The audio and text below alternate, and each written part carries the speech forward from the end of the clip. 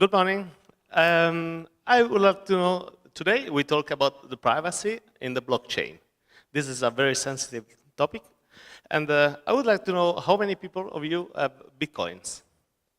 Please raise your hands. Okay, almost half. Okay, right. For a blockchain conference is a good average.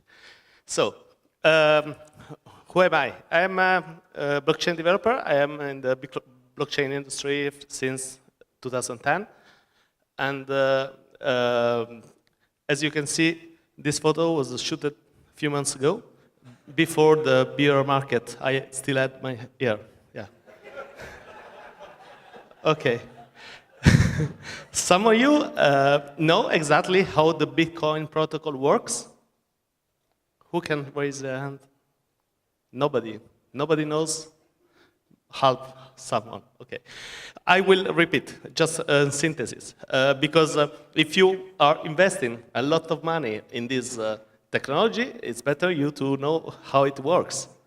Okay? So it's very simple. With the cryptography, we can achieve some important trust transactions between individuals without having a central authority. So an individual create a transaction that says, I give some X coins to that address, and I sign with my private key, and there is the public address that is the public key that can encrypt the informations, and the private key that can decrypt.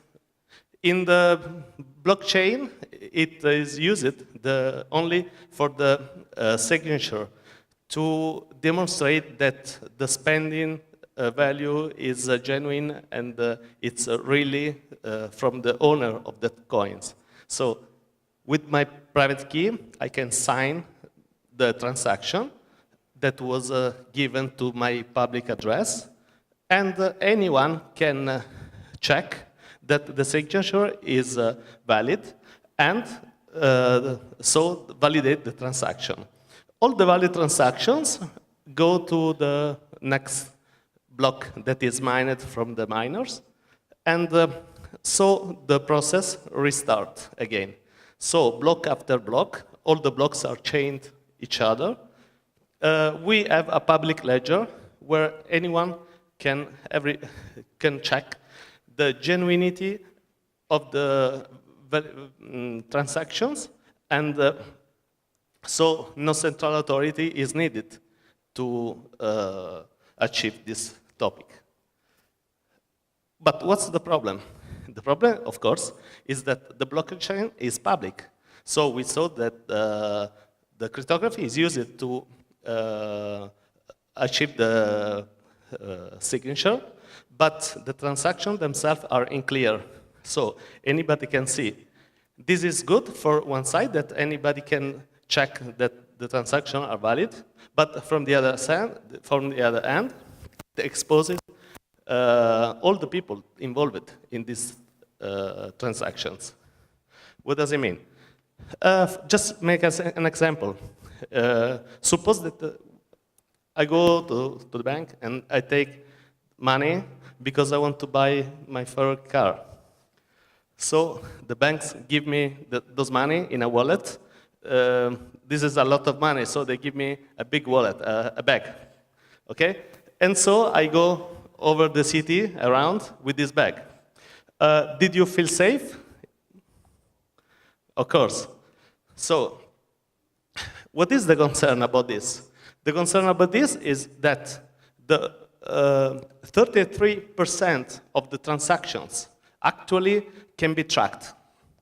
This is, I thought it was much less, maybe 10, 50%. But the people who work in some government agencies told me that they are actually able to de-anonymize the 33% of the transactions. So it means that 1/3 of the people in this room who have this big data capability can know exactly how much money they have in this moment and how much money they are carrying around the city, like me, in this moment. I just want to say that it's empty. So I want to feel safe that there is nothing to steal here. But just an example that can be a safety concern. But it's not, financial freedom is not only about a safe topic. It's also about censorship, because there are countries where the cryptos are forbidden. There are other countries that actually put under control all the people that owns cryptos and money. There are some other countries, like Afghanistan, but many others, in which female cannot handle money. They cannot have a bank account. And finally, there are many, many countries, some example in Africa, all those countries don't have the sovereignty, the monetary sovereignty, because they still use the franco francese, the French franc. So they are not even owner of their own money, okay?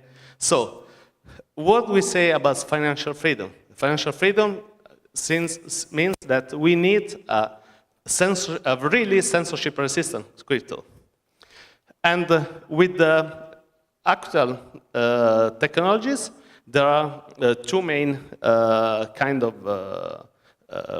technologies on this. The first one has been Monero, and maybe now is the most used.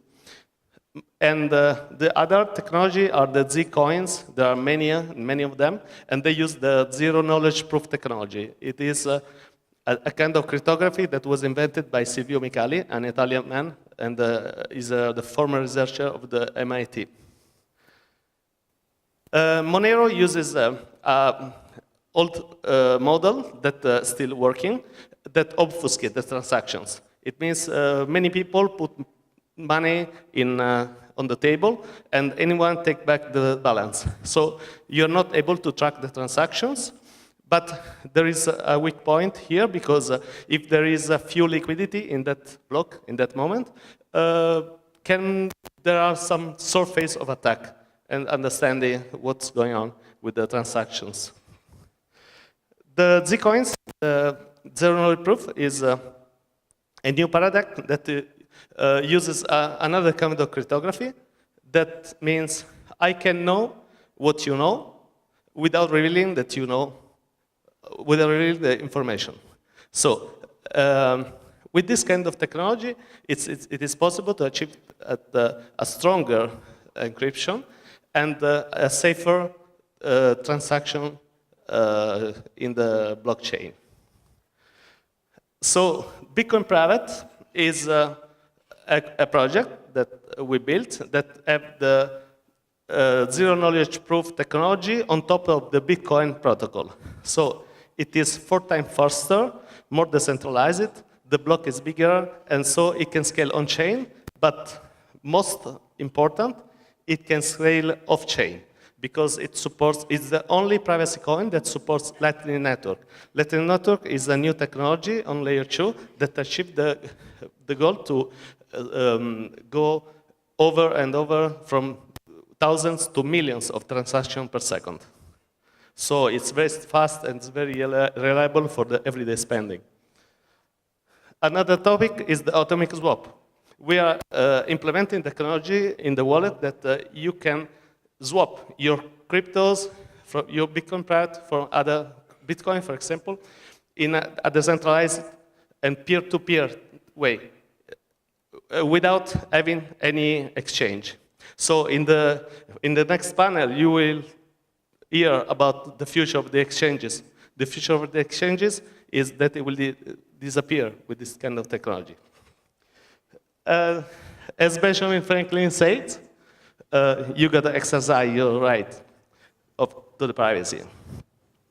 And last of all, please, this is not a business project. This is not an SEO. This is not a company. No, this is an open source community of people, individuals that are working on this project. So if you want to support, you can donate. We raised 3 million in the last months for this project.